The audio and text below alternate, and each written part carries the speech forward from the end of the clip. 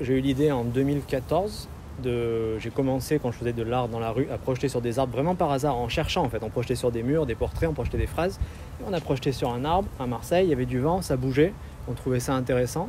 Et de fil en aiguille, je me suis dit ça serait bien, comme j'ai quand même une sensibilité écologique, de parler d'écologie, de parler de déforestation. Et pour ça, je me suis dit il faut taper sur des symboles que les gens connaissent déjà, d'où la forêt amazonienne. Et une fois qu'on a cette idée-là, après, je vous laisse imaginer comment on arrive à rentrer en contact avec des Indiens. Donc, j'ai rencontré les Surui grâce à une association suisse qui s'appelle Aquaverde. Et j'ai vachement accroché avec les gens d'Aquaverde humainement. Et c'est comme ça que je me suis retrouvé chez les Surui. Mais je ne sais pas pourquoi cette tribu plutôt qu'une autre, mais le fait est qu'on est devenus très amis et c'est peut-être pas pour rien, mais on ne peut pas savoir.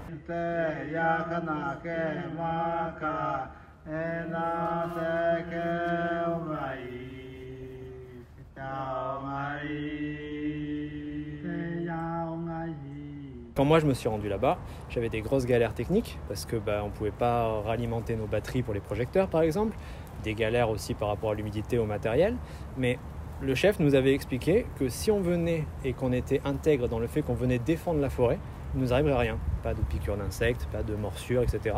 Et en effet, on en pense qu'on en pense, mais il nous est strictement rien arrivé, pas un mal au ventre, pas une piqûre. Il n'a jamais plu quand on voulait projeter alors qu'il pleut tout le temps, c'est l'Amazonie quoi.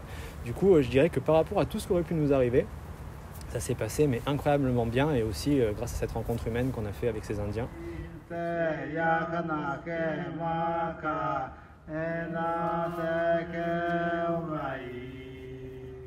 J'avais envie de faire du street art parce que j'avais besoin de créer un art qui était encore plus social que le portrait. Je voulais parler typiquement au pêcheur qui est sur sa digue à Marseille, qui s'en fout complètement de la culture, et je voulais pouvoir m'adresser à ces gens-là. Et il y avait déjà des street artistes qui utilisaient plein de moyens. Je me suis dit, si tu dois faire de l'art urbain, il faut que tu fasses ça de ta propre manière. Et comme en photo, je commençais à être connu pour mes techniques d'éclairage, l'idée de la lumière, elle est rapidement venue. Et en plus, ça répondait à un cahier des charges que je m'étais fixé, qui était de ne pas laisser de traces et que ça soit éphémère. Parce que je trouve que quand on défend l'écologie, c'est très bien de produire quelque chose qui peut faire sens, mais qui laisse pas de traces. Et du coup, ma technique, elle est basée donc sur de la projection de lumière, grâce à un projecteur qu'un ami m'a aidé à modifier, qui est un peu plus puissant que ce que je pouvais me payer à l'époque, et que j'ai toujours, qui vit toujours, plus ou moins capricieux. Mais du coup, voilà, ça s'est construit comme ça, et aujourd'hui, c'est ce que je fais tous les jours. Ouais.